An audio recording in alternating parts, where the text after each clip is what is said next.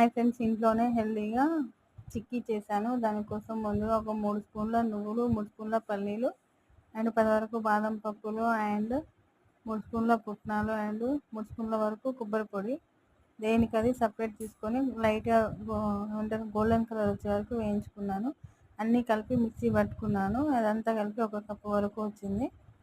ఇప్పుడు బెల్లం కూడా అంతే ఈక్వల్ క్వాంటిటీ 1 కప్పు తీసుకున్నాను.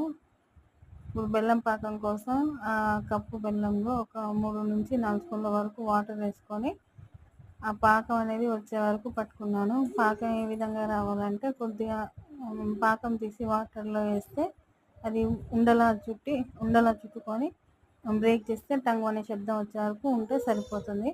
అప్పుడు అందులోనే 1 స్పూన్ వరకు నెయ్యి వేసుకొని ఇదంతా ఈ పౌడర్ అందులో కలిపేసుకొని ఆ వేడి మీదనే ఒక మూత మీద నూనె అప్లై చేసి నెయ్యి అప్లై చేసి దాంట్లో ఇదంతా వేసుకొని 1/2 అవర్ ఉంచుకుంటే